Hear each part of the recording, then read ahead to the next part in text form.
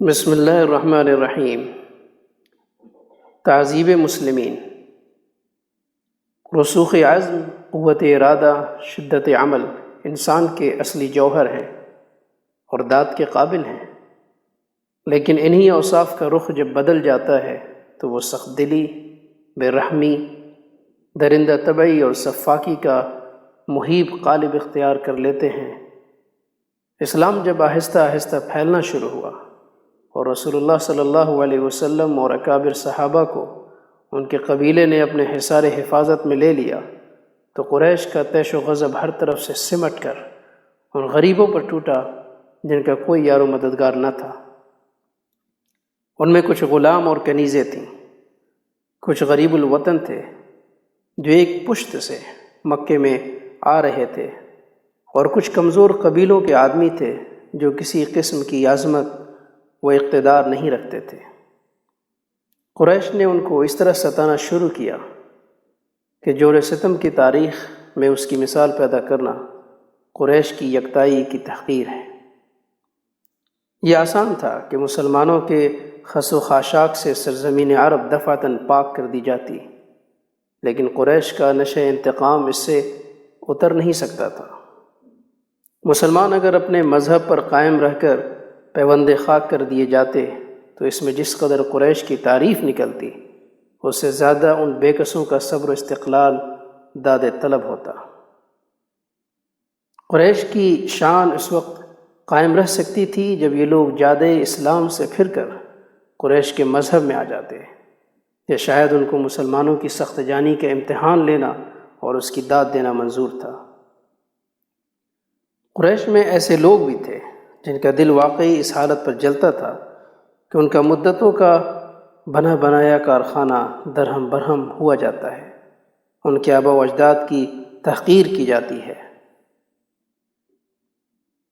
قابل احترام معبودوں کی عظمت مٹی جاتی ہے۔ یہ لوگ صرف حسرت و افسوس کر کے رہ جاتے تھے اور کہتے تھے کہ چند خام طبعوں کے دماغ میں خلل آ گیا ہے۔ عتبہ، عاص بن وائل وغیرہ اسی قسم کے لوگ تھے، لیکن ابو جہل، امیہ بن خلف وغیرہ کا معیار اس سے زیادہ بلند تھا۔ مسلمانوں پر ظلم کے طریقے۔ بہرحال قریش نے جور و ظلم کے عبرتناک کارنامے شروع کیے۔ جب ٹھیک دوپہر ہو جاتی تو وہ غریب مسلمانوں کو پکڑتے۔ عرب کی تیز دھوپ ریتیلی زمین کو دوپہر کے وقت جلتا توا بنا دیتی ہے۔ وہ ان غریبوں کو اسی توے پر لٹاتے، چھاتی پر بھاری پتھر رکھ دیتے کہ کروٹ نہ بدلنے پائیں، بدن پر گرم بالو بچھاتے، لوہے کو آگ پر گرم کر کے اسے داغتے، پانی میں ڈبکیاں دیتے۔ یہ مصیبتیں اگرچہ تمام بے کس مسلمانوں پر عام تھیں، لیکن ان میں جن لوگوں پر قریش زیادہ مہربان تھے ان کے نام یہ ہیں۔ حضرت خباب ابن الارت تمیم کے قبیلے سے تھے، جاہلیت میں غلام بنا کر فروخت کر دیے گئے تھے۔ ام انمار نے خرید لیا تھا۔ یہ اس زمانے میں اسلام لائے جب حضرت صلی اللہ علیہ وسلم حضرت ارقم رضی اللہ عنہ کے گھر میں موجود تھے اور صرف 6-7 شخص اسلام لا چکے تھے۔ قریش نے ان کو طرح طرح کی تکلیفیں دیں۔ ایک دن کوئلے جلا کر زمین پر بچھا دیے۔ جب چھت لٹایا ایک شخص چھاتی پر پاؤں رکھے رہا کہ کروٹ بدلنے نہ پائیں، یہاں تک کہ کوئلے پیٹھ کے نیچے پڑے پڑے ٹھنڈے ہو گئے۔ خباب نے مدتوں کے بعد جب یہ واقعہ حضرت عمر رضی اللہ عنہ کے سامنے بیان کیا تو پیٹھ کھول کر دکھائی کہ برس کے داغ کی طرح بالکل سفید تھی۔ حضرت بلال رضی اللہ عنہ، یہ وہی حضرت بلال ہیں جو مؤذن کے لقب سے مشہور ہیں، حبشی النسل اور امیہ بن خلف کے غلام تھے۔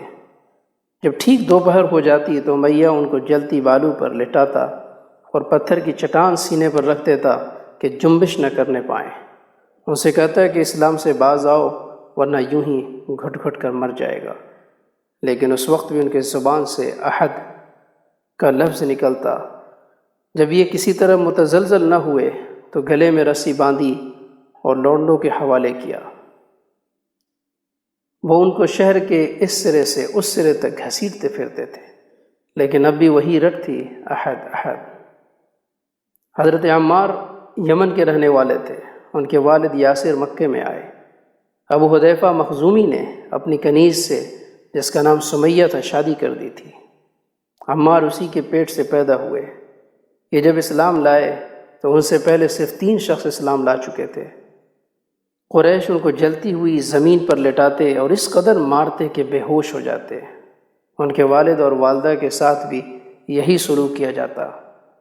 حضرت سمیہ حضرت عمار کی والدہ تھیں۔ ان کو ابو جہل نے اسلام لانے کے جرم میں برچھی ماری اور وہ ہلاک ہو گئیں۔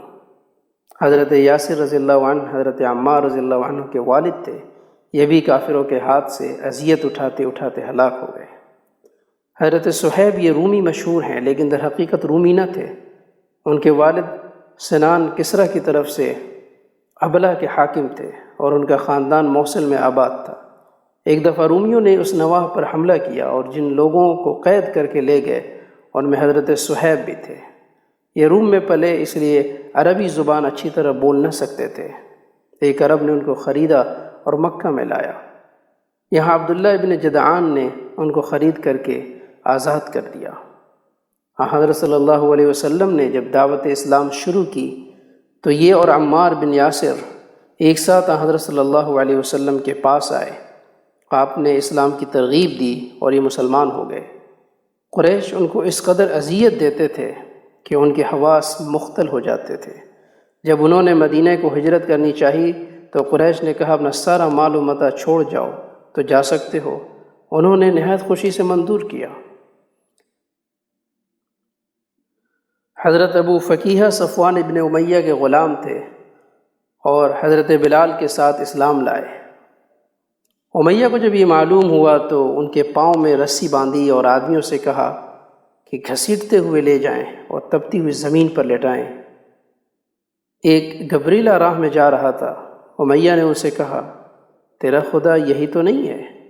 انہوں نے کہا میرا اور تیرا دونوں کا خدا اللہ تعالیٰ ہے۔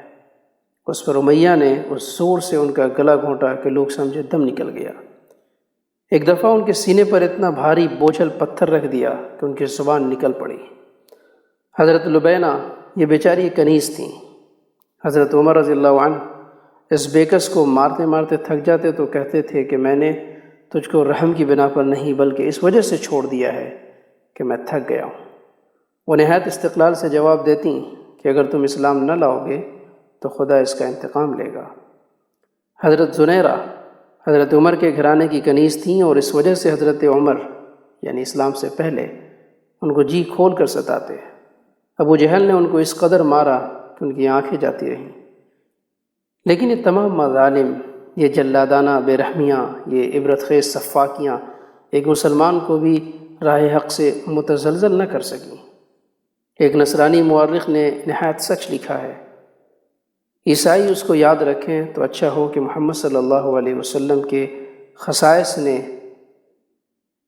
وہ درجہ نشہ دینی کا آپ کے پیروؤں میں پیدا کیا جس کو عیسیٰ علیہ السلام کے ابتدائی پیروؤں میں تلاش کرنا بے فائدہ ہے۔